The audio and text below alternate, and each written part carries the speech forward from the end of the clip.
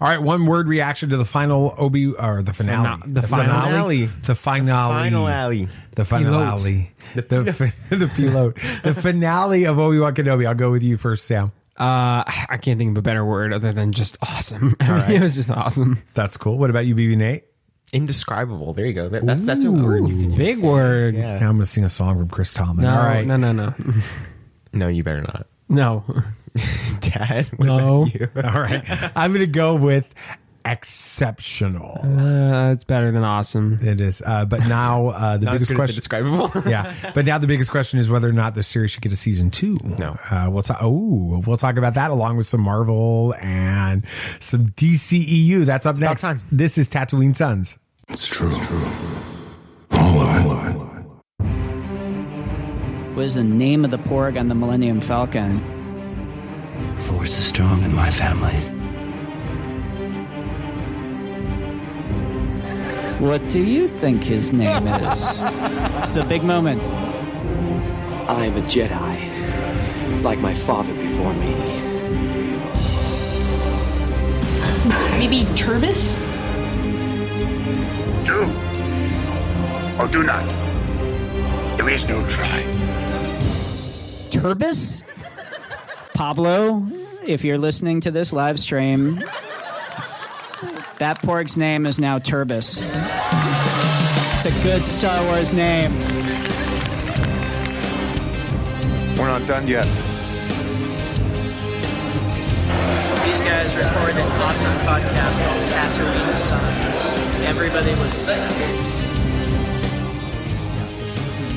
DC extended. Not expanded? No, extended. Extended? I thought it was expanded. No, it's extended. Is it? Sam, did you not know that? No, I did not realize that. Even though you wrote the DC segment this week? Well, yeah, but it's kind of a rare. flip-flop. Yeah. You did Marvel and he did DC. It is a little weird. That's cool. Yeah, it's very strange. Well, welcome to Tatooine Sons, a pop culture podcast, the only fan podcast to name a canon Star Wars creature.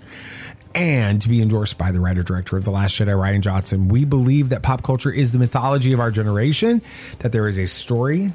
It is written on our souls, and that is that these myths, they speak to that story, and that is why we talk about Star Wars and Marvel and DC and all the epic franchises. Lord of the Rings here pretty soon. Hopefully. Stranger Things, we've been talking about that Yes. lately. Cobra Kai, we talked about that. Well, Is that an epic franchise? It's pretty epic. It's cool. It's epic. If you ask Johnny, it would be.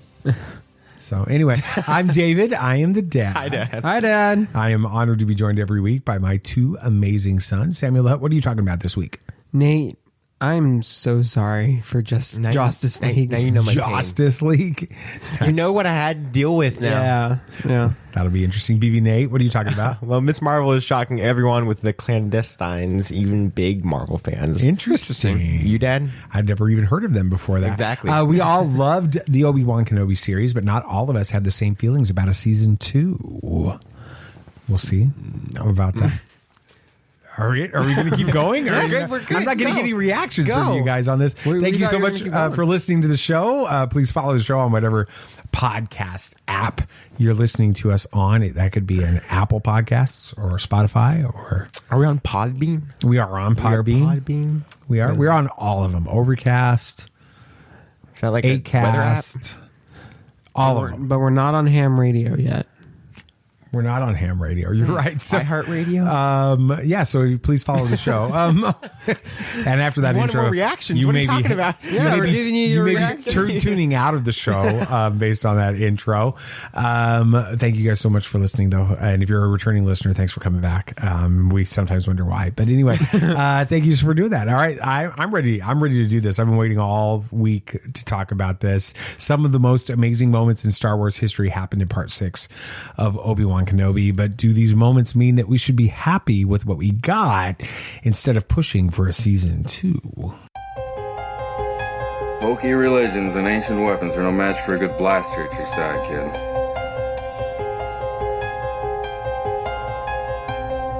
Rebellions are built on hope.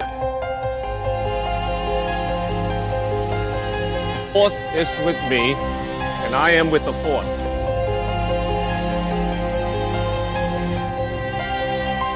If you live long enough, you see the same eyes in different people. Instead of talking about what we're going to talk I about. forgot. You messed up. So instead of talking about what we're going to talk about, let's talk about what we're talking about. There we go. That's what happens when you record early on a Sunday afternoon instead of Monday evening. Exactly. You're off your game. You're off game. Well, we have an Avalanche game I had to watch. to preach this morning. I'm exhausted. We got the Avalanche game tonight. Let's go. Go Avs. Go Avs. Went to the Avalanche game in Tampa this week. That was great. awesome. But let's talk a little. Before we did that, though, it's a good segue. Good. We got up early, like at 6:30 in the morning, and watched part 6 of Obi Wan Kenobi. I woke up at 6 because I was too excited. It was awesome. Now that the series has been completed, I want to see where this falls on your guys' list of favorite Star Wars stories. So this includes TV shows, movies, everything. all that stuff? Okay. Everything. Rebels, Last Jedi, everything. Well, Samuel the Hutt, where does this fall? I don't know if I've ever like ranked everything in Star That's because Wars. you're a good Star Wars fan. Yeah, and like it all. I mean, now we're asking you to be a bad one. Exactly. No, it's all good, and I like it all for different reasons. Where does this fall, though? Like, where would you say this falls in your rewatchable or favorites or something like that? I mean, definitely. I mean, this is gonna seem like shocking to you guys, Dun, dun, dun. but I would put it above Book of Boba Fett. Okay, Just I'm not. because- It's not all that shocking. Because of the impact of the story, plus Obi-Wan and Vader. Like, Obi Wan Kenobi actually appeared in every episode of his own series, so that's a difference. True. Yeah, no, you're right. But I think it was better in that regard. But I mean, there were. I didn't not like these parts of the series. Don't get me wrong. I think it was great from start to finish. But like, the best parts of it were, episode 6, which is to be it built to that, right, and it delivered.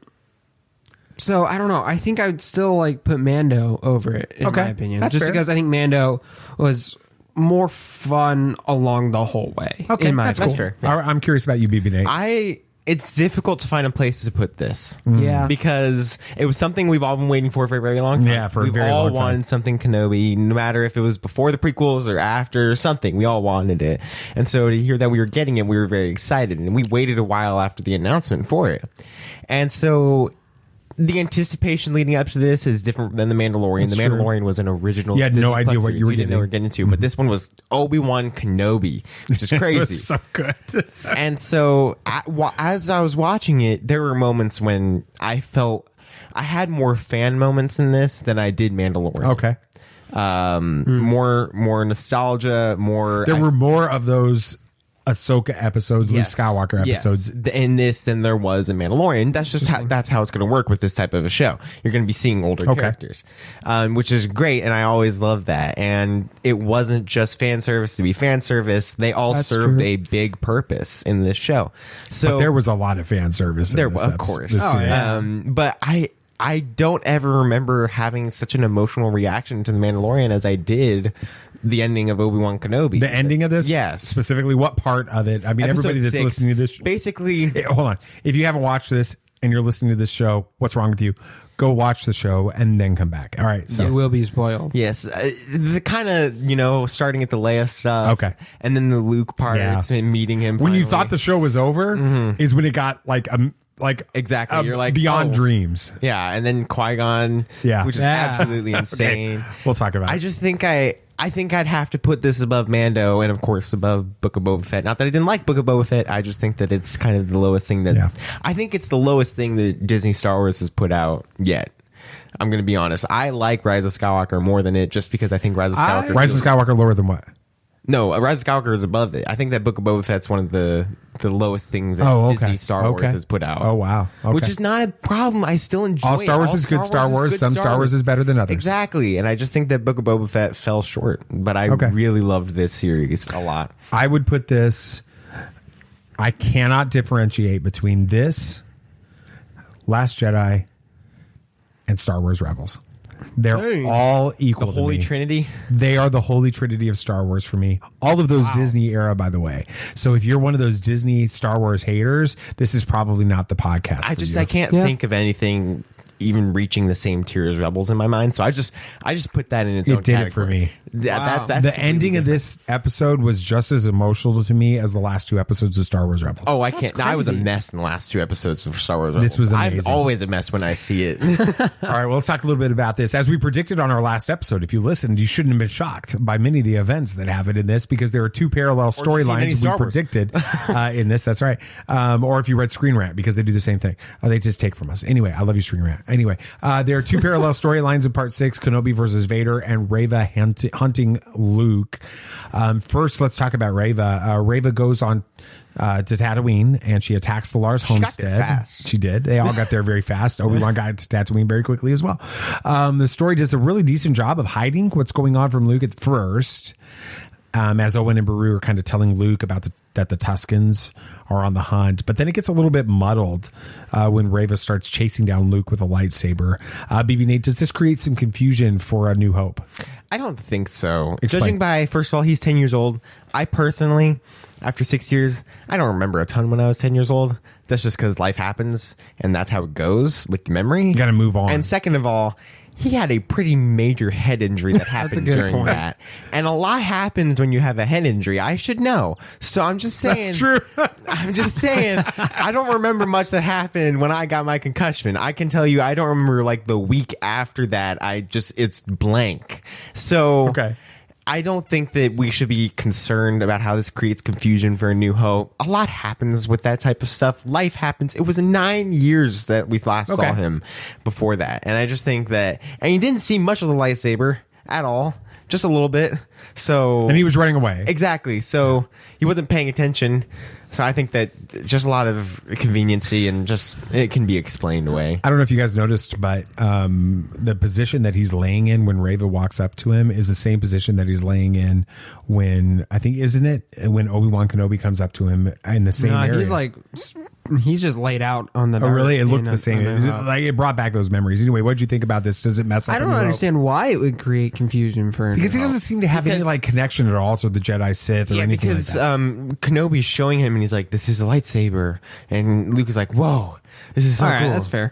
I don't think it's really that big of a deal. He saw it for a little bit. He was a frightened boy who's probably going to repress this memory from being so young or alter your mind it somehow. can repress traumatic memory. You know, and like Nate said, head injuries are no thing to like sneeze at. So they're not fun at all.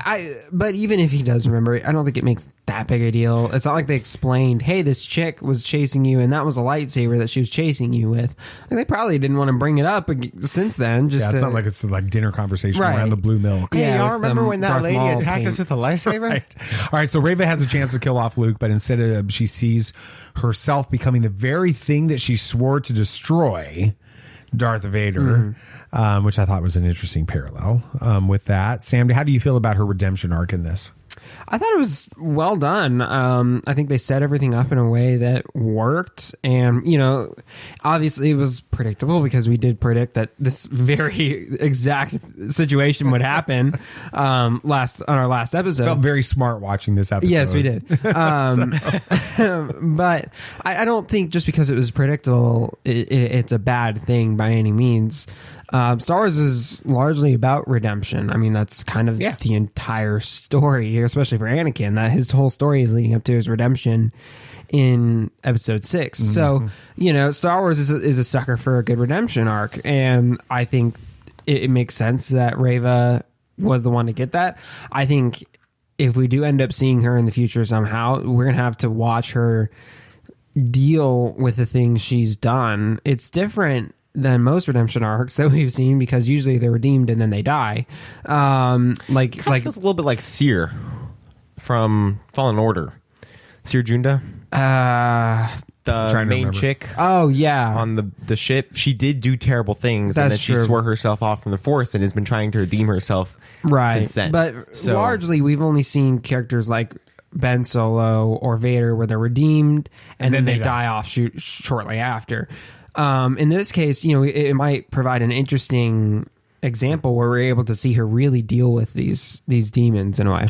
Yeah, I was excited to see redemption arc. I felt like that was kind of the best way to wrap up her character, not just Kenobi, you know, killing her or even the Berus killing her. So I think the Barus. Could you imagine getting? I think it's the Lars. Baru is her name. Could you imagine getting like killed by some, Honestly, basically Baru- some rednecks in Star Wars? Like that's what they are. Woo! We got the guns out. Let's take it out. Yeah, Baru was vicious. Yeah, She was brutal. She was brutal. She was but- brutal.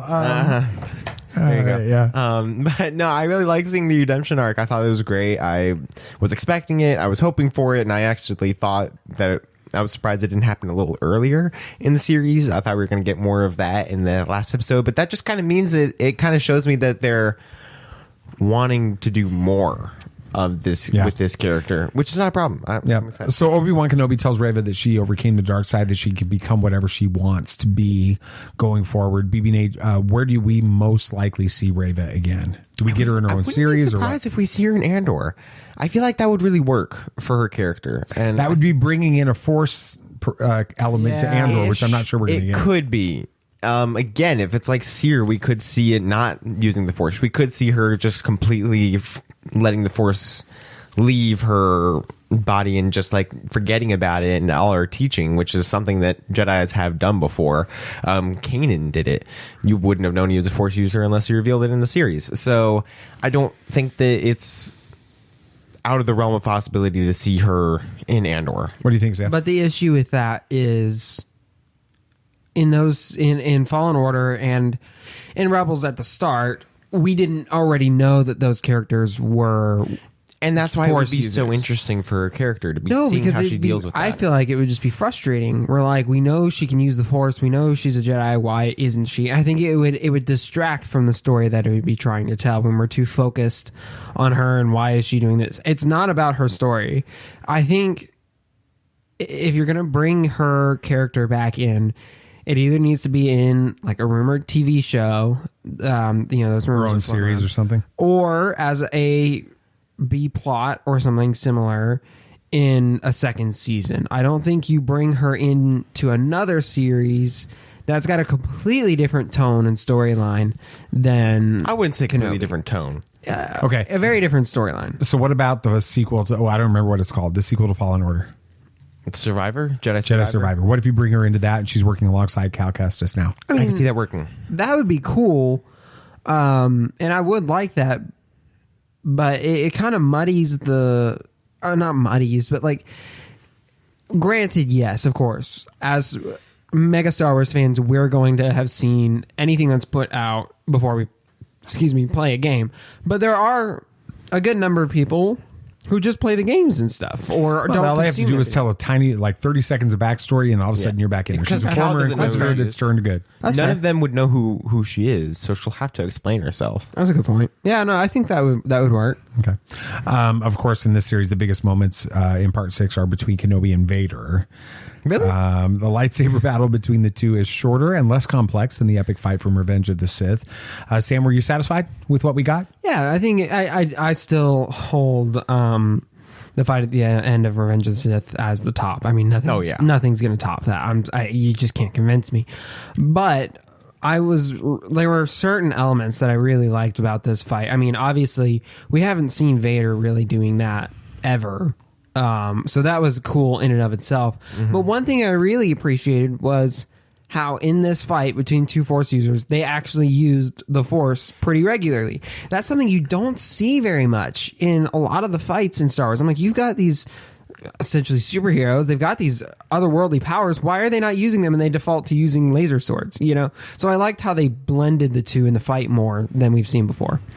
Yeah, I think that what this fight had on the Revenge of the Sith one is that they used the Force a lot. Yeah, I agree. More than we've seen before in any other fight. I thought it was very cool, and just a lot of the moments felt very cool and epic. You know, Kenobi raising all the rocks behind him, kind of reference to Last Jedi, and just pummeling Vader. Kind of that moment showed that Kenobi knew he was more powerful than Vader, and Vader had not matured to the point where he could beat Kenobi yet. Right. That just is showing that. And so I liked the symbolism of the fight more than the fight itself, because I think that was what they were going for. They were trying to figure out how to accomplish the story part of it instead of just having a really cool 20-minute long fight. Yeah, it worked well. It was a good balance between the two. I think you're right. Well, the climactic moment was after Vader split the earth open and had it actually swallow his former master alive, after which he declared his victory over him. And again, this was premature, as Kenobi used the Force to lift a bunch of rocks and reemerged no worse for the wear. It was then that we got the conversation between Obi-Wan and Anakin Vader. I think it was kind of both. That was cool, the way they did Darth the voices. Darth Anakin on that. Anakin Vader. I like that better. It was kind of what I was waiting for all series in this. BB Nate, we watched this episode a second time yesterday. Yes. It became clear that a specific line was written in to help add some context to one of the most important moments in episode 4. Talk about that. Vader saying he killed Anakin, that was also an emotional moment where Kenobi just saw Anakin just saying, "I'm sorry." He twists it. He becomes so evil. All of it. And then Vader's like, "I'm not your failure. I killed Anakin. You didn't kill Anakin Skywalker. I did." Yeah. And so you could see him just feel defeated more than anything. He did not win that battle in his mind because he just lost everything again for a second time, which is terrible. But Vader saying he killed Anakin helps with Kenobi saying Darth Vader killed your father to Luke Skywalker. And that really helps clear that up, because you're always like, why the heck would Kenobi lie to Luke Skywalker? It just makes no sense. So it adds weight and context to Return of the Jedi from a certain point of view moment. Yes, and who knew that in a series where 3 episodes in, everybody's like, this series is breaking canon, that it would add more to complete the canon, which is fun to see because it just shows it's weight. Almost like these writers actually knew what they were doing. What a shocker. What a concept. Yeah, I mean, I think everybody is... We even had our own concerns going into this, and I think that's fair. Some people went a little extreme with voicing their concerns. What? But, I don't think there's anything wrong with having the concerns. We went into it knowing, look, we're only a little bit into this season. We trust that these people know what they're doing, so let's give it time. And we were right. They fixed it up in the end. So there's nothing wrong with having a concern or two. Yeah. You mentioned it a minute ago, BB Nate, but I don't know about you two, but when Obi-Wan told Anakin that he was sorry for this, it ripped my heart both times out of my chest. Sam, how does this affect the way that you think of old Ben and Vader in the original trilogy? Yeah, I mean, first off, that scene, largely... almost entirely goes to Ewan's acting. I mean, he was phenomenal with He did such a good job that. in this series. It was insane. Give him the Emmy. Yeah, right. I hope he gets at least a nomination, because if Elizabeth Olsen can get a nomination from WandaVision, he definitely can. Absolutely. 100%. But as to how it affects the way I think it paints it differently. Like they've kind of almost come to terms with each other in a way, but as an enemies sort of thing. Like Vader's not Anakin anymore. It's Vader, or Darth, as he calls him.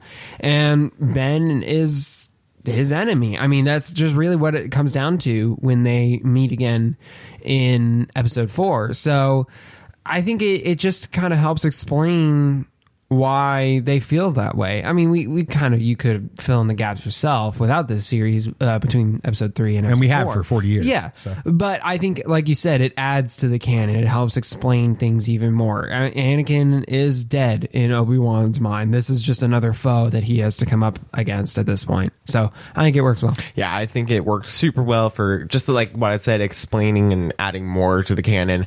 Again, the scene was horribly depressing. That's a good way. It was so sad. But I really thought that what this show did better than Mandalorian and better than Book of Boba Fett was it gave us the emotion of the characters that we've come to love over the past 40 years. And that's not a problem. Coming from the 16-year-old. Right. Yeah, well, I'm saying for all Star Wars fans. I'm picking on you. But I was super excited to see that. And while Luke Skywalker showing up in Mando is a huge deal, we didn't get the personal moments between, and the resolution. While it's not the resolution that Kenobi wanted, it was closure for him, a finality of it. And that's even what he did in his cave later on. You know, there's some people that are struggling. Obviously, we knew what was going to happen. There is no way Obi-Wan and Anakin or Vader, battle each other in this without both of them surviving.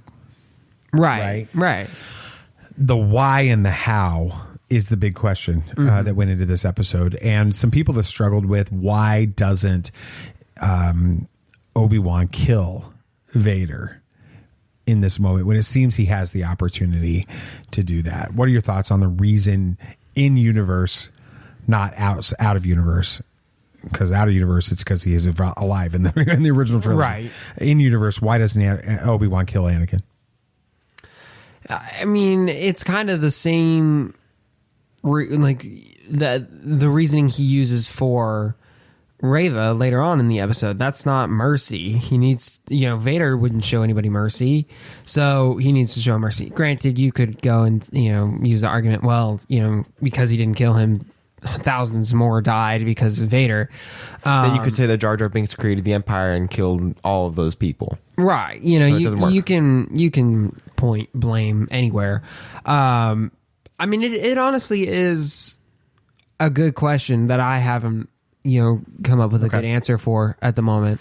Because I just frankly just want to enjoy the story. I think that Obi-Wan couldn't kill him. I don't think that it's something that he could do. Even though Anakin was dead, he just physically couldn't bring himself to that point, which is completely understandable in his position.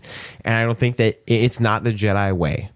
That's the key. It's not the Jedi that's way. A good point. It's the moment. It is an in-universe explanation. Yes, when Anakin lost himself, the beginning of the end was when he killed Dooku. That was where it all started to fall apart. So Kenobi didn't want to let himself get to that point. So killing Vader, even though he's the most evil person in the galaxy, besides which then adds weight to Dark Disciple, because the entire book of Dark Disciple is how the Jedi Order is ordering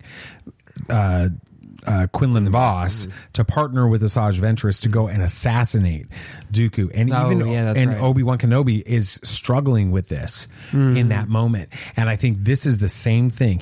It happened. He looks back and he sat for 10 years in that cave and looked at when did Anakin pass the point of no return, and he realizes something happened in that throne room after he got knocked out when Anakin killed Dooku, that was the moment. And I think he's realizing, I can't cross that line. Exactly. Yep. No matter what.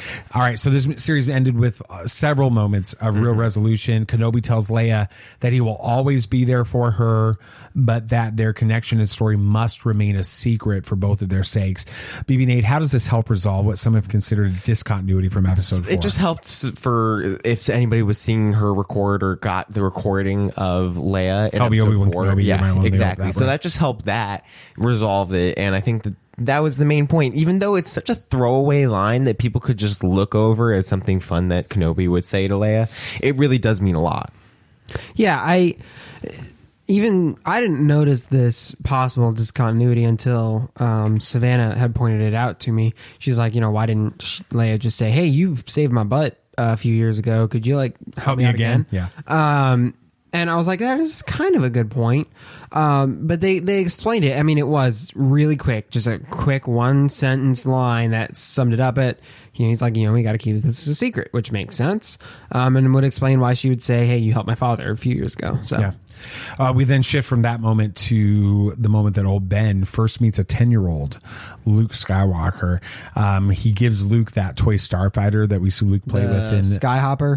In A New Hope. Of course, this is when we also get the famous Kenobi "Hello there." Yeah, I was ready. That's for pretty it. I was fully prepared for it this time. Did you like the way, Sam? Did you like the way that they handled this moment? Yeah, I loved it, and I liked how, for us diehard fans, they kind of used the Skyhopper toy throughout the series. They were for keen-eyed fans like us, we were able to notice it, and it was kind of like he got it thinking for Luke, but couldn't get it to him, and eventually it was like this mini plot device.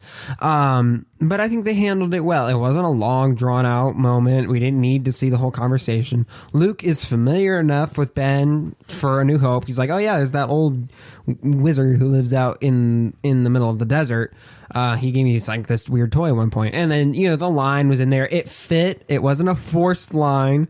But for all the big fans. It was a lot of fun. I think it was the proper way to handle it. I think it was a great way to handle it. It was emotional enough on Obi-Wan's part of finally meeting Luke after 10 years, which is something that you thought he would have already done by now. But seeing that moment and just seeing after Owen asked Obi-Wan, "What are you doing here? Yeah, would you want to meet him?" Oh yeah, and then and then you just see his face it was light like up. it was like yes, absolutely, thank you so much. I've been waiting for you to Yes. ask that, and I'm like, that hurts because it's that moment again. It reminds him of the moment he first meets Anakin. Too. Yeah, they're the same age.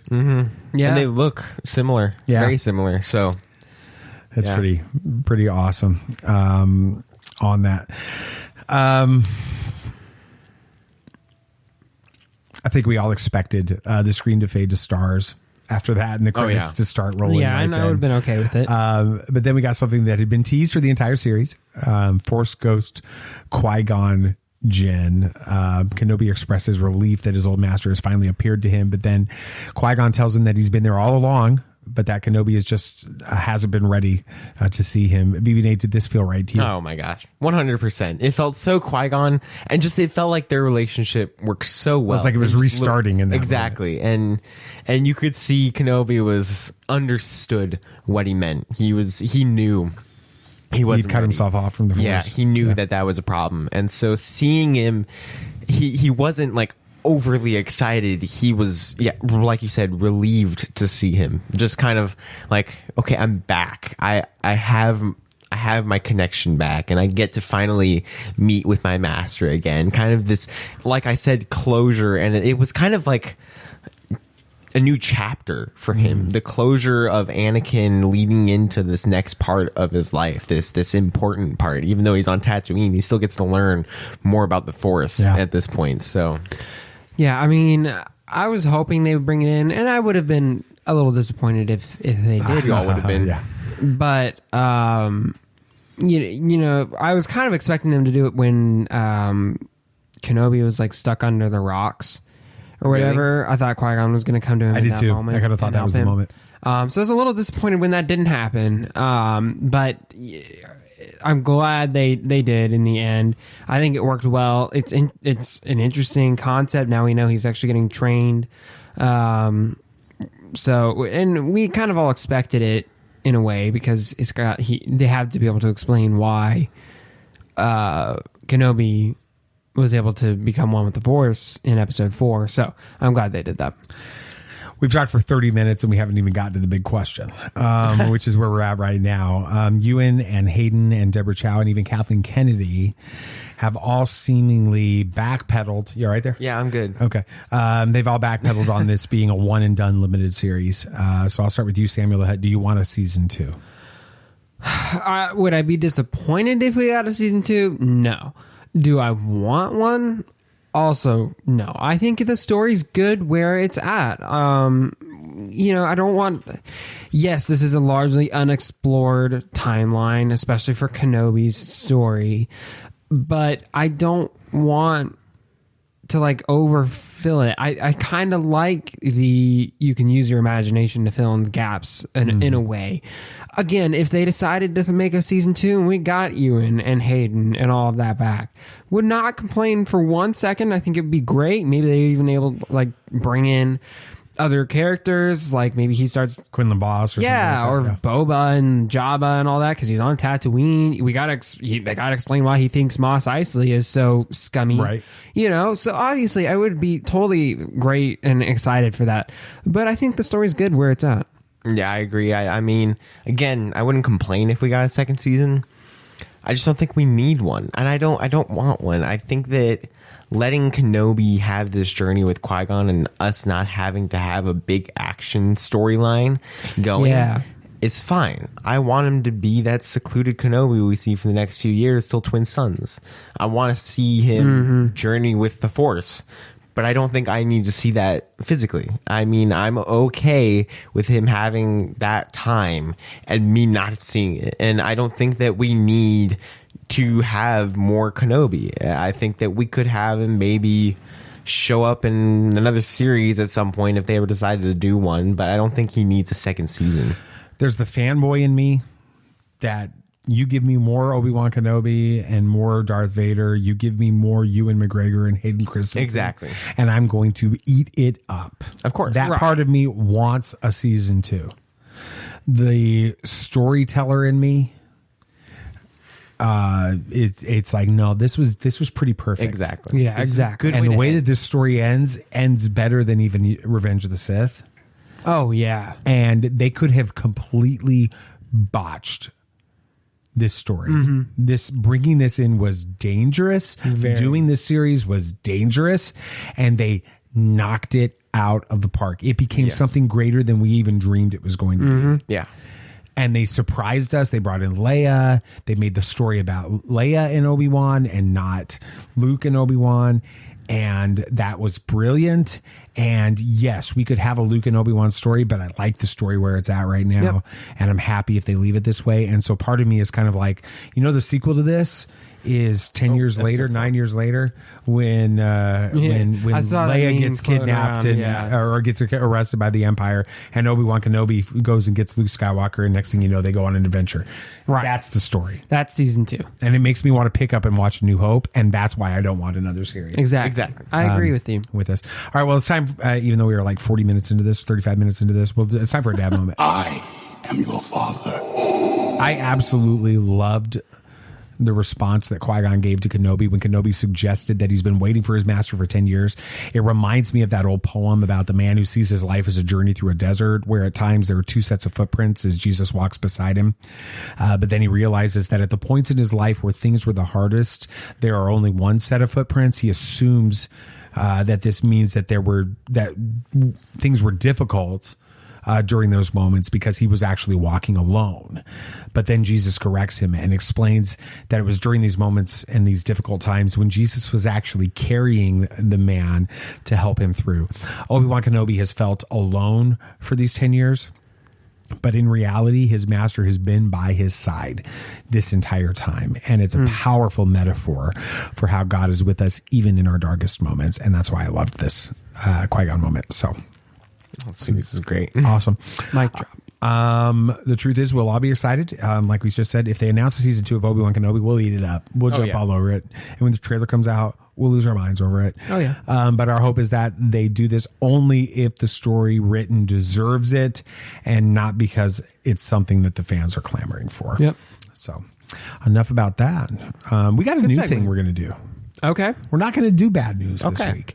I'm changing it up this week. Instead of focusing on bad news, I wanted to start a new segment that we can revisit occasionally called It Is Canon. Is it? Oh, it's the other way around. I read it wrong. Gosh darn it. Is it canon? Real great way to introduce Did this I maybe new segment. tease it? Did I tease that it is or not? We'll see. This is where all the fun begins. This is not going to go the way you think. Okay, while we love the bad news segment, sometimes we want to change things up, have a little more fun that isn't kind of focused on the silliness in fandom that's out there, which is a little bit more than ever right now. So here's how the segment is going to work. I'm going to give you a description. Don't read the screen. I'm going to give you a description of something I found on Wikipedia. And you guys will make an argument for whether you think it's canon or legends and why. Okay. Does that make sense? All right, we're ready. All right. So it's the G47 tractor beam. Let me describe what it is.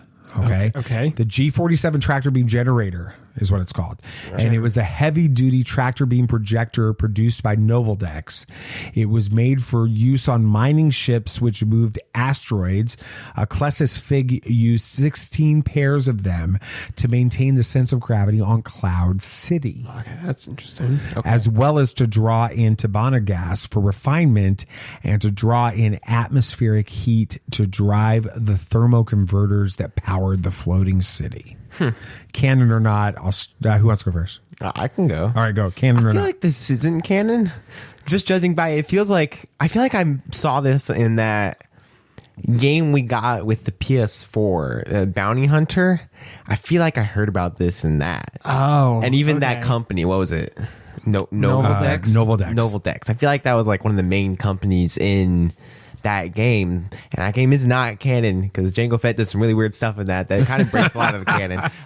But I feel like it isn't, and if it is, then it would have to be judging from a book that we, haven't read. Well, I'm trying to be genuinely, pull stuff out that you wouldn't have the answer for. Exactly. Right. So this would have to be from a book, because it couldn't be from a game, a canon one at least, because they've only had a couple stories that are canon. And TV shows, we've seen all those, and movies, so I don't know. Samuel Hutt? I'm going to guess not canon, because it feels like something you would read in an old Legends novel. Like a 90s Legends novel where all those Star Wars Legends books were being written. The level of like detail explaining it feels like something a fan, not like I'm not saying like it's fan fiction, but it's the level of detail that a fan would go into because they appreciate that sort of thing. Kind of like someone writing a D&D campaign. In a way, they like to throw in little details and stuff just to flesh out the world, and it feels like something a fan, because I eat that up. I think that's super interesting. Like, oh, they used tractor beams to make it feel like there's gravity. That's cool, but I don't think I don't think it's canon. I feel like it's from an old book. Well, it's interesting you brought D&D, because it's actually not canon. It's a Legends. Hey. And it was from a Star Wars RPG Galaxy Guide. Oh my gosh. I called it. Yavin and Bespin. It's from Galaxy Guide to Yavin and Bespin. It's a supplement to Star Wars, the role-playing game, written by Jonathan Caspian and published by West End Games for the first time in 1989. It was re-edited in a new edition, updated for the second edition rules in 1995. Thank you, Wikipedia. Thank you, Wikipedia. You are the source for all of these things. I was going to say, that feels like something you'd read in a book that gives you the details on all these little components. Yeah, the guide gives detailed descriptions of the Yavin investment systems and includes guidelines for developing adventures located in those places. Will Turbis show up on one of these segments? I don't know. We'll have to see. We know he is canon.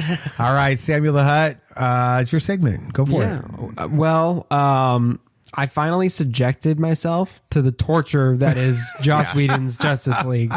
And you guys weren't exaggerating. We weren't. It's bad. Especially when I compare it to having seen Zach Snyder's Justice League first. So we're going to go back through and share our thoughts and discuss some of the differences between the two very different movies. Be on your guard. There are older and fouler things than orcs in the deep places of the world.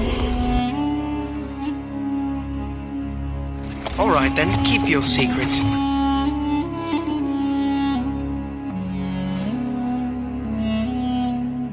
Your coming to us is as the footsteps of doom.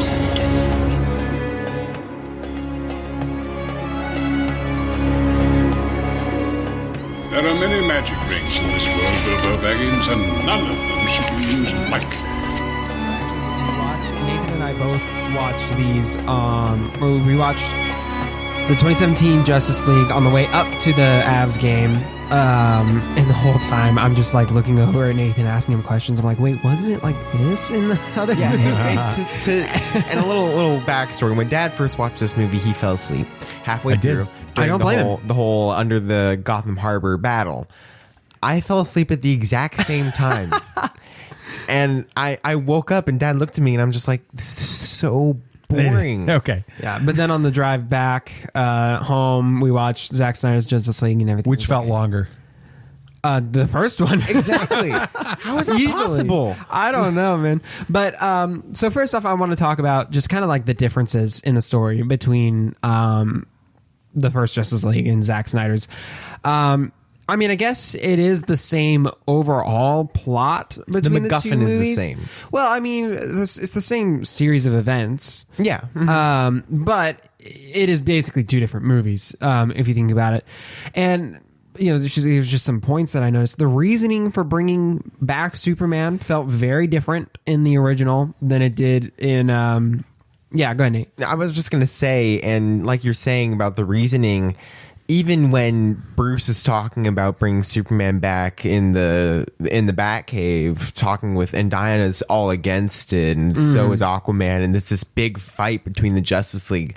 It's so different from the Snyder Cut. When that moment of talking about bringing Superman back is such an epic, team moment where they're like, we need this, we need to win this battle, and Superman's that one person who can help us do that. It's such a different type of story. Yeah. Continuing to talk about Superman, even Superman's motivation to help when he's brought back was different between the two movies. I think in Justice League, it's like, I gotta see what they, why the heck they bring me back. It's like, when somebody wakes you up in the middle of the night and you're like, well, I guess I gotta go see what the heck's going on now. In Zack Snyder's, it's a subtle difference, but he's like, they brought me back for a reason. I need to go see what that is. I guess it's just the tone of it was different. This one was really weird when I noticed it, but Steppenwolf's motivation for finding the mother boxes was so much less compelling and kind of creepy in Justice League. He's all like, all will love me. My mother will love me. I have to go find mother. It's so creepy. In Zack Snyder's, he's like, I gotta appease Darkseid, I gotta win favor of Darkseid, right? Again. Because I betrayed him and he showed me mercy. It's so weird. Not mom. He's got mommy issues basically. And Joss is like, maybe there's some Freudian like maybe Joss Whedon had mommy issues or something. And wouldn't surprise me. The last one I think I'll point out before I ask y'all some questions, but even the ending was so much less epic. Different. It was so flat, it felt like.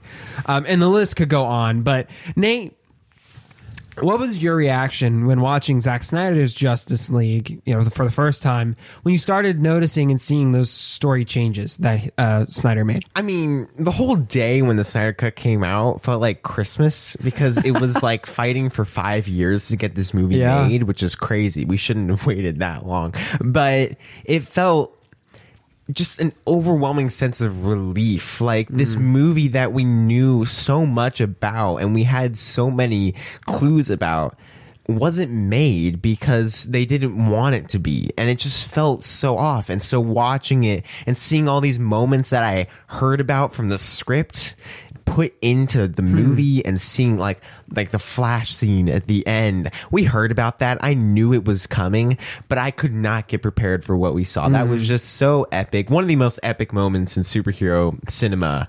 It was just so well done. That was it. Yeah. This question is for both of y'all, but of all the changes made, in Zack Snyder's, not in the original, in Zack Snyder's, of all the changes that were made, what were y'all's favorite?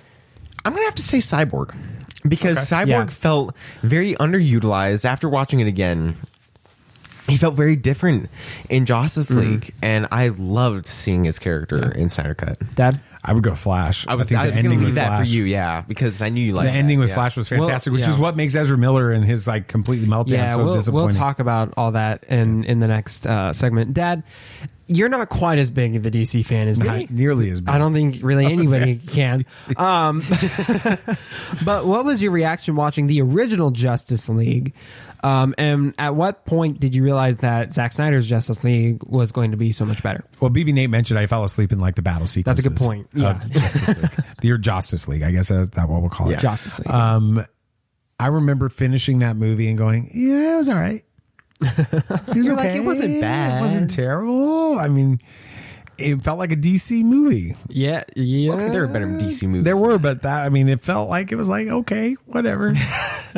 With it, maybe it shouldn't get all the hate that it got. Then watching the Zack Snyder's Justice League, we got about 30 minutes into it, and all the opening, the backstory, the stuff like that, and I understood the mother boxes for the first time. Exactly. And I'm like, what they are. I mean, you're right. The Steppenwolf stuff with Mother. Yeah, it's creepy. He was like, is that why they're called mother boxes? Yeah. And I was just confused. It was like, we didn't know what mother boxes meant. Right. And so then I get to this, and I'm like, oh, okay, this makes a lot more sense. Yeah.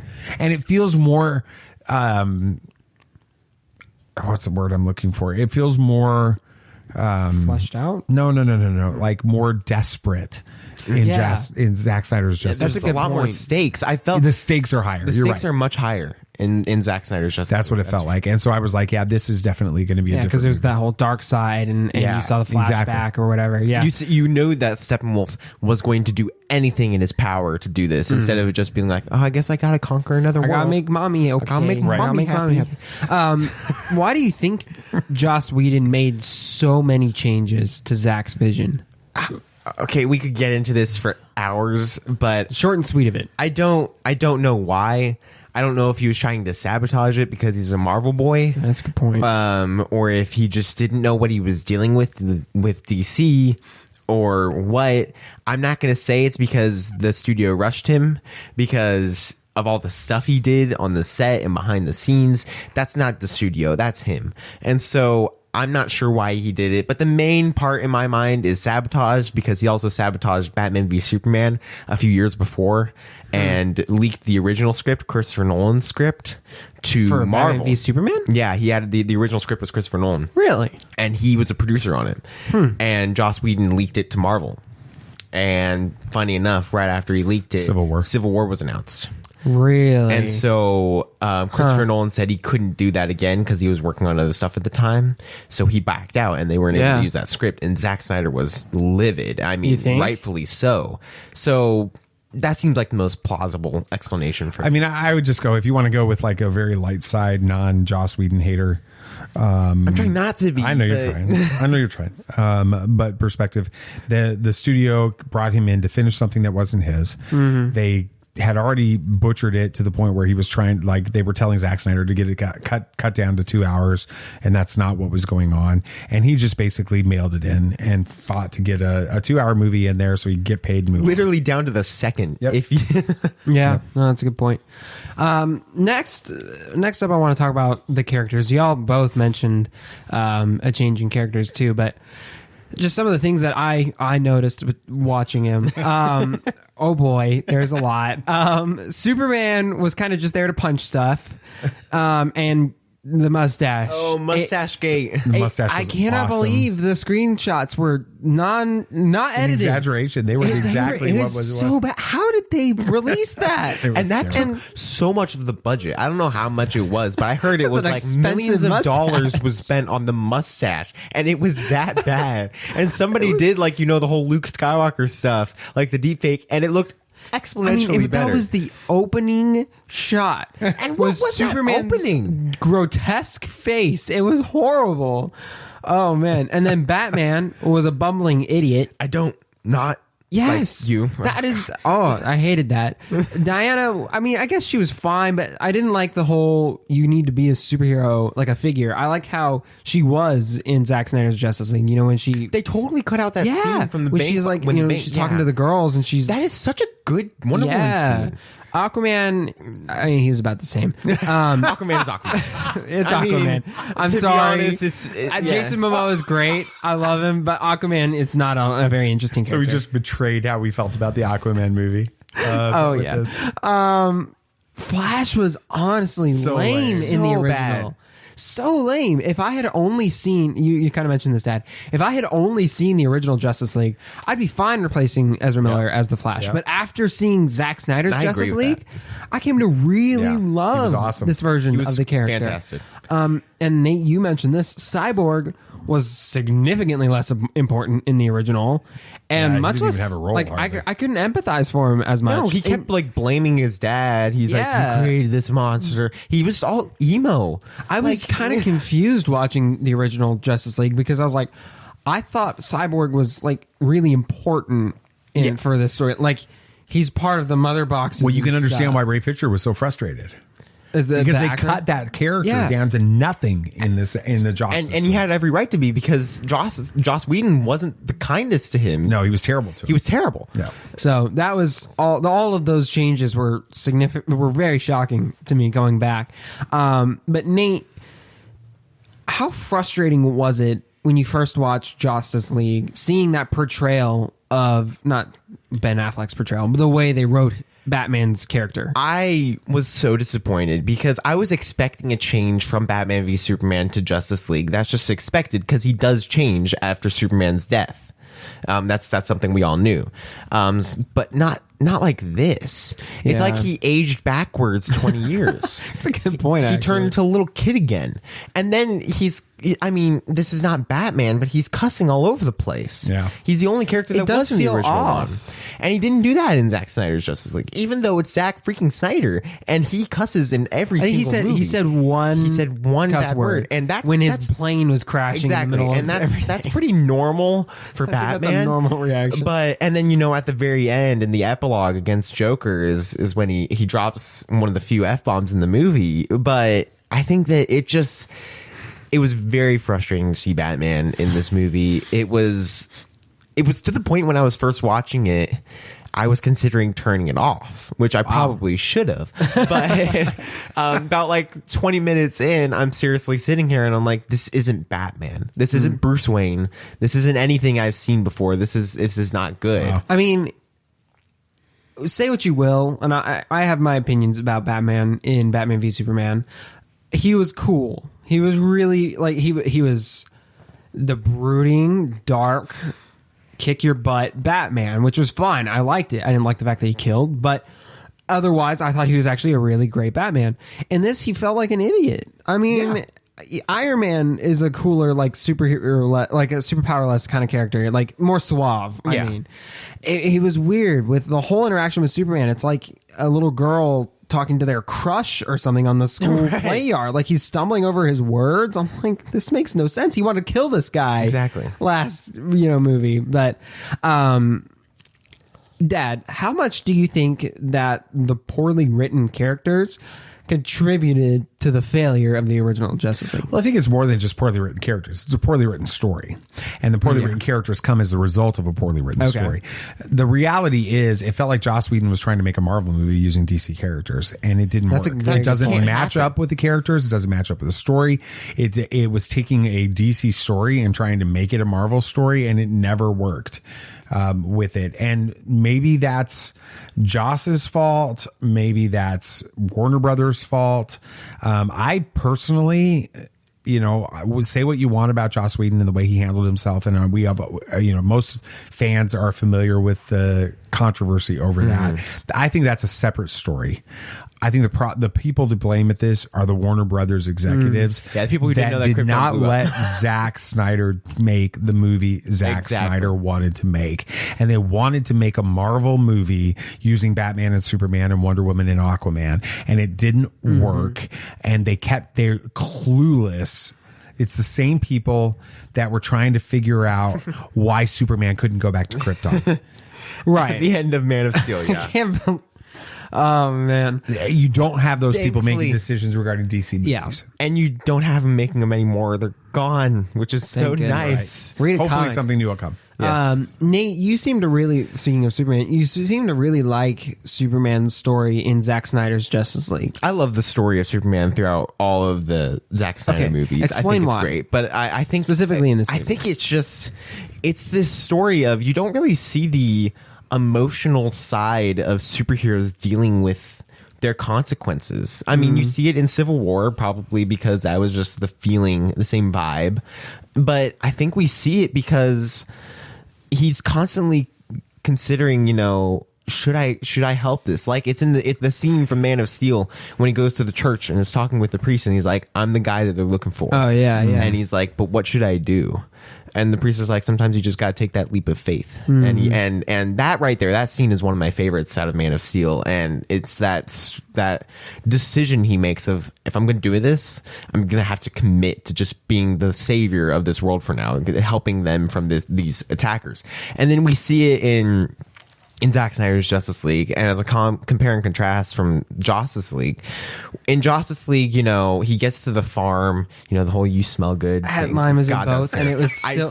It's in both versions, but it's still so weird. It's not, actually. I thought it was. No, it was dubbed over in Justice League as "you smell good." Oh, but in Zack Snyder's Justice League, she says after Clark's like, "You brought me here."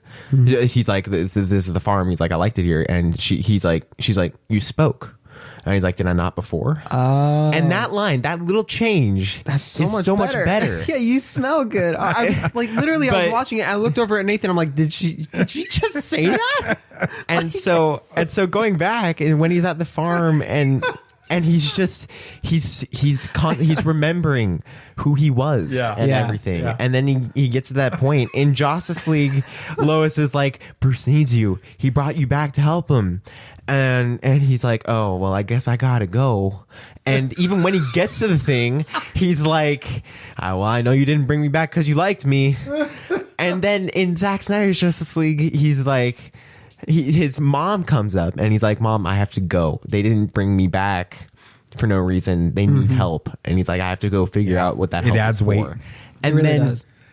that scene when he's walking through the ship in the Snyder cut and getting that suit and the cool black one, by the Jor-El way. and Jonathan are talking to him through his memories, and they're like, it's just everything like about it is just so epic. One last little point I want to talk about, and I don't think a lot of people would think that this is a very important thing or would make much of a difference, but the soundtrack.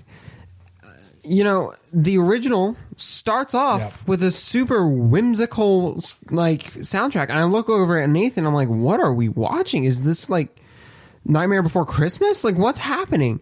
And then in Zach Snyder's, it's a lot more. It feels like a general superhero kind of soundtrack, and I think that hurt the movie too. A lot of the scenes, even if they were the same scene, there were few, but they were there. Even the music made it feel weird. It just felt off. Yeah. You know, and it kind of goes back to like Star Wars and how originally it was going to have a disco soundtrack. Or at least that's what some people have suggested. Could you imagine how much less impact Star Wars would have if John Williams didn't write the score? But Nate, explain why you were so nervous because of the original Justice League for the soundtrack for Doctor Strange Multiverse of Madness. Well, it was because Danny Elfman did both, and Danny Elfman's last movie before Doctor Strange Multiverse of Madness was Justice League. And Danny Elfman had a great run, but I felt like he started to get less and less. And even going back to Age of Ultron, Age of Ultron isn't that great. And Danny Elfman did that one too. And so it felt like he's kind of getting past his prime. And so I was really worried for Multiverse of Madness because I love Michael Giacchino's soundtrack for the first Doctor Strange. I feel like that's what made that movie. As well. And so that was why I was so nervous. And while the Multiverse of Madness soundtrack isn't bad, it is not nearly as bad as Justice League. I don't think anything could get to that point. It's still not as good as Michael Giacchino's. And I do feel like Danny Elfman should put up his hat and just start moving on, because while John Williams is 90 years old, he could still write music that's fantastic because he's just an absolute The Obi Wan Kenobi theme is an example, right? Yes, he's still got a game, but I just don't think that Danny Elfman can keep up. Either he can't. He tries. He tries too hard to stay modern, but still use older things, and he keeps like trying to mesh them. They don't work. The whole Superman and Batman theme. I was honestly I was excited for that because I like those themes so much, but it did feel off in the original. It felt weird. He can't keep up with it, and either you go back to the old school roots of who you were, the Batman, Spider-Man, Nightmare Before Christmas, all of those. You stay with that. Or you catch up to what music is now, what soundtracks are now, like Ludwig Göransson. Unless you're John Williams and it's just timeless. Exactly, because he is timeless. And so, that couldn't work. Well, Nate, I am so sorry that you had to live with the original Justice League for so long. But I'd say it was worth the wait. Oh, for sure. And now I really want Warner Brothers to hashtag restore the Snyderverse too. Listeners, if you've only seen the 2017 Justice League, please, I'm begging you, do yourself a favor and watch Zack Snyder's Justice League. Really good. Good job. Thank you. Appreciate it. All right, we got some movie moments. We do, don't we? We do. If this was 5 years ago, a movie being released this weekend would be a must-see for us. So I'm just curious to see where we land on it now. That's next on Movie Moments. At last, we will reveal ourselves to the Jedi. At last, we will have revenge. New releases, two of them. One of them is a little bit bigger than the other. Minions: The Rise of Gru. It is the untold story of one 12-year-old's dream to become the world's greatest supervillain. The director is Kyle Balda. The cast is Steve Carell, Michael Scott, Tarji B. Henson, and Michelle Yeoh. Studios Universal is rated PG for some action, violence, and rude humor. Going yes or no if we could find the time. We're busy for the next couple of weeks. I'd say yes. Is this a movie you guys want to see? This is the one I'm curious about. I want. Oh, the Minion ones? Yeah. Oh, I kind of want to see it. I mean, we've been growing up with Despicable Me for a long time, and I loved. They have gone all out with the marketing for this movie. I'll tell you that. You find Minions everywhere, but they even did like a parody of the Office intro with the Minions and Gru, and it's actually really good. Yeah, so, I want. Which makes sense because it's Steve Carell. Exactly. Right. I would see this. Just because, like Sam said, we grew up with the Despicable Me. I grew up with Minions and all that stuff, and and it looks like a fun movie. Okay, cool. Yeah, we're gonna be like the oldest ones in there without. No, like I'm sure there'll be a lot of our age. But true. This next one, didn't hear about it until last week. Mr. Malcolm's List. It's about when she fails to meet an item on his list of requirements for a bride. Julia Thistlethwaite is just jilted by London's most eligible bachelor, Mr. Malcolm. What's I feel like I have to go to a British mean? accent. Feeling humiliated and determined to exact revenge, she convinces her friends. You're like Leia talking to Tarkin in episode 4. To play the role of his ideal match. Soon, Mr. Malcolm wonders whether he's found the perfect woman or the perfect hoax. The director is Emma Holly Jones. You really gave me a hard time. I just did this just for these 3 names. Go for it. Frida Pinto. That was easy. Soap DeRusso. I think that works. Soppy. I don't know. Oliver Jackson Cohen. Studio is Warner Brothers. Oh, it's a WB movie. Oh yeah, that means they'll be great. PG is rated PG for some smoking and mild language. No, I don't think we're not going. No. Right. Yeah, I think we're good. But you got to go to Mrs. Harris Goes to Paris at some point, which is not me. Sam does. Nope. No, you got to go with Mom. Oh, that's she right. wants Mom to watch did it. say she wanted to go see that. Trailers: Thor: Love and Thunder, the team trailer.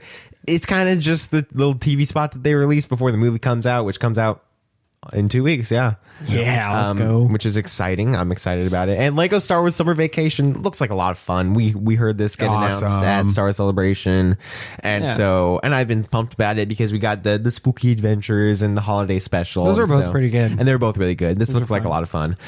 But for box office results this weekend, kind of went 1, 2, 3 at this. Elvis 38 million domestic, Jurassic World Dominion 31 million domestic, and Top Gun Maverick is still going strong with 30 million domestic in its 5th weekend. You notice what movie's not up there? Yeah, I'm just saying. Lightyear. That's. I wonder what implication that's going to have for Pixar in the future, because that's their first big flop, isn't it? Oh, it's I think it's going to kind of show them to just not deal with with that franchise. They need to forget Toy Story. It fell off with 4. And there was no reason to do Lightyear. I would have been fine not have them made Lightyear, but it's back to me. Is it back to you? You're going to keep going? Yes. Okay, cool. Miss Marvel finally has some bad guys, but will they be known enough to be good for the show or just fall flat? So let's talk about who the ClanDestines really are. Have you ever danced with the devil in the pale moonlight? Yeah, I can fly.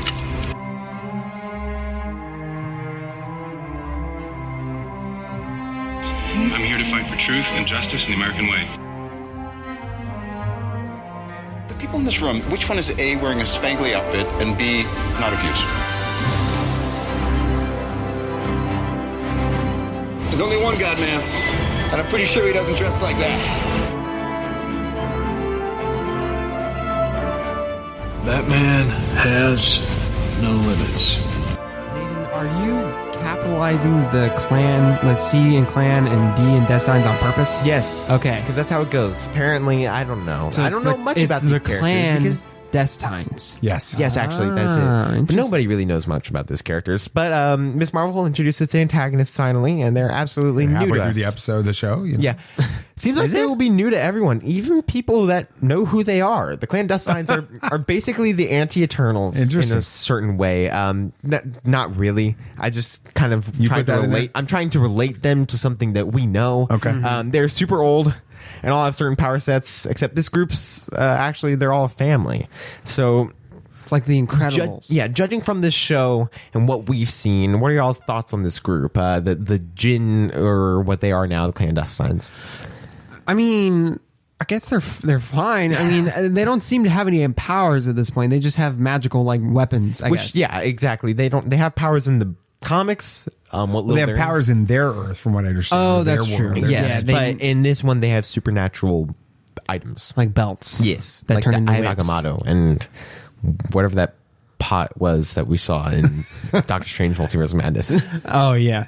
I mean, I think that they're fine. I don't see much of a threat really, except to Kamala herself. But other than Kamala's that, family. Yeah, but like I don't see a larger threat. I mean, maybe you don't need a larger threat. Spider-Man was, he's just your friendly neighborhood Spider-Man. But usually his threats involve at least like a city, or something. I'm not complaining, but I just want to know, why are these guys such a threat? Why do they have to be stopped? Yeah. Maybe I missed that in the episode, and they I feel like that was explain lost in Bruno's exposition little spiel that he had. It could be where they had Kamala's dad. Yeah, I feel like it might have been lost there. That's true. But do you understand kind of what their goal is, or why they're really. a threat? All they're wanting to do is to get home, and I researched them, and that's what I thought. I don't really know what they're. Yeah, I mean, we kind of want them home, don't we? They're kind of a menace to society. So as long as them getting home doesn't hurt us. But apparently it's dangerous. But they were there to because send they were them home. exiled. Exactly, but it's apparently dangerous to send them home. That's what it was mentioned. That's right. But we don't know how dangerous. We don't know if it's just dangerous to Kamala, or if it's dangerous to the whole world, or what it is. I felt like I think that they were trying to tell this with the Jinn stuff and trying to associate the clandestines with the Jinn, and how terrifying the Jinn are to Kamala and her culture. Yeah, exactly. They're essentially like ghost demons. Stories. Mm-hmm. And so I think they were trying to help us grab that. I just think it fell flat. I think it fell flat. Which some of this show has been doing that with its writing. Not that it's bad. It feels like we need more. Maybe if they had at some point earlier in the series had someone telling Kamala a Jinn story, like a ghost story, and then us finding out later, oh wow, that Jinn story could be real, that would make them a little bit more threatening. I think the reason they probably didn't do that though is because it would tip their hand as to what was coming. They were trying to make this the big reveal. That's a good point. If you see the Jinn earlier in big scary stories about the Jinn, then you kind of know the Jinn are coming. Yeah. With this, and I think they were trying to keep that as a secret. I just don't know if it worked. Yeah, I think it. Yeah. But moving on, the group started with Adam of Destine.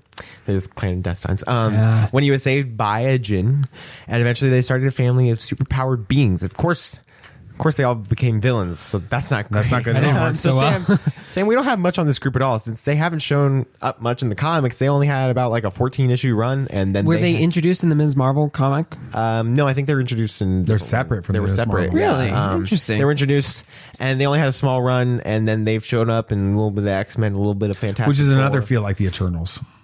Exactly. Yeah, so they have not had much of a run with who they are. So do you think it was a good idea to use this group for the show? Do you think it could allow them to expand who these people are and give them freedom for an already established group, but do what they want? Or do you think that it's just not a good idea to use an unknown group? Yeah, I don't know. I mean, it's kind of hard to make a judgment call right now because they were just introduced and explained. We haven't gotten much from them yet.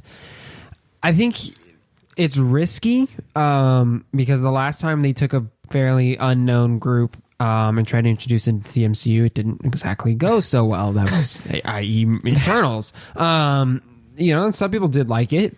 We thought it fell flat, but I remember being nice. But I think they still have time to make this group interesting and flesh them out and make them compelling. But at the moment, they just seem like a group of thugs who have magical belts. Yeah. If they don't develop these characters into having a bigger role in the future of the MCU, then this was a mistake.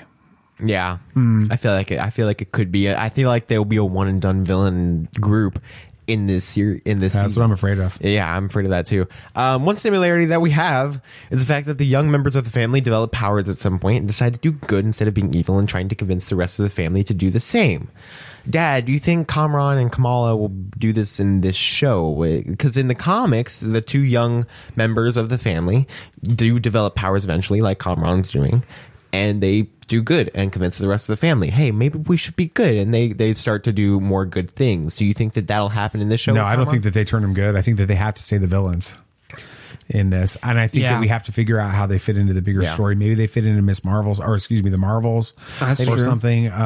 with it. Maybe I'm still trying to figure out where the direction of this phase of the MCU goes in the first place. So I'm hoping that they tie into it a little bit more, but that's kind of... Kevin Feige said we should be getting the announcement for what the saga is going to be in the next couple months.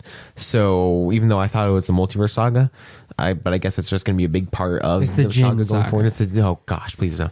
I don't think that would be as exciting. I don't think that'd be as exciting. You ain't never had a friend, ever had. Oh, yeah, wait, it's not the genie. It's genie. But to wrap this up, give me y'all's thoughts on the show so far since we've hit the halfway mark.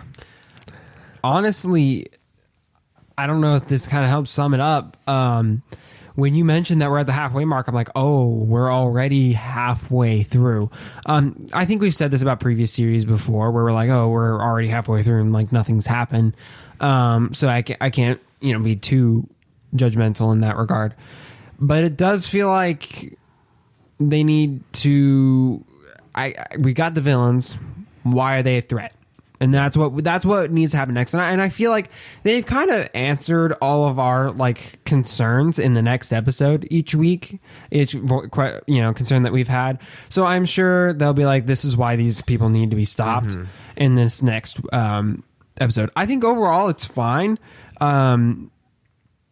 It's not as exciting as the other series, but it's not bad by any means. It's really interesting. The character and her family is a really interesting dynamic, and them showing like a different culture and stuff is honestly super fascinating to see. So I'm enjoying that. I think as a superhero story, it's got some room to improve, but they could very well do it. We're only halfway through. The family stuff and the culture stuff is the best stuff about this show. Yeah, I agree. Without a doubt. I love the relationship in the family. That's I'm compelled by that. The wedding sequences and everything and the family stuff was awesome. I was sort of, when we got to, they're fighting now and these are the bad guys, I was like, okay, who cares? So I agree. That's unique for a Marvel show. That is. With this. And so I know some people have criticized this show for lots of different reasons, and lots of people love it. It's a very popular show. It's got very high ratings. The family stuff and the culture stuff is the best stuff of this. I'm just hoping that the MCU stuff becomes better going forward. Yeah, I agree. It's definitely been an interesting show so far, and I am interested in what we get in the second half, but make sure to tune in tomorrow for Miss Marvel on Disney Plus. No Kenobi though. I know, which is sad. Maybe they were just holding back until Kenobi was over. So yeah, you're right. It could be happening. They didn't want to take it. They don't want to take all the thunder. So, all right. Anything else you guys want to talk about? Anything else? We got some Thor: Love and Thunder first reactions. Wacky, surprisingly moving, and probably one of the best Marvel movies yet. I feel like we get that every time a Marvel movie comes out.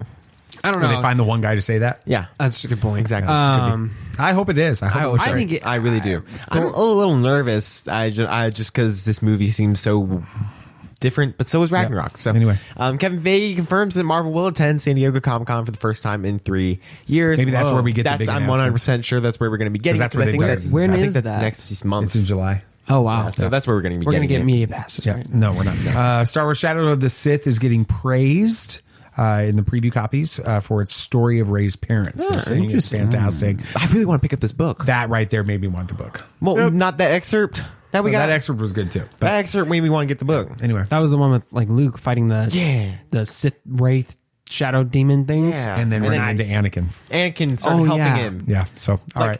Yeah. Buying the book. All right. Thanks for listening to Tatooine Sons, a pop culture podcast. We really do appreciate it. If you had a good time listening, it would be awesome if you could share this with your friends. Yeah. And of course, the show is only a small part of the Tatooine Sons world. So if you liked it and you want to get more, you can like us on Facebook and join our Facebook discussion group and follow us on Twitter to get in on all the action. And you can keep up to date with everything that we've got going on over there at TatooineSons.com. That's right. And don't forget to follow the show on your favorite podcast app. Whatever you're listening to us on right now is probably the best one to choose. Yeah. So you don't miss our next episode, and give us a review on that said podcast app if it allows you to. Podcast. Apple Podcast, Spotify, or whatever. We appreciate it very much. We would greatly appreciate it. It'd be cool.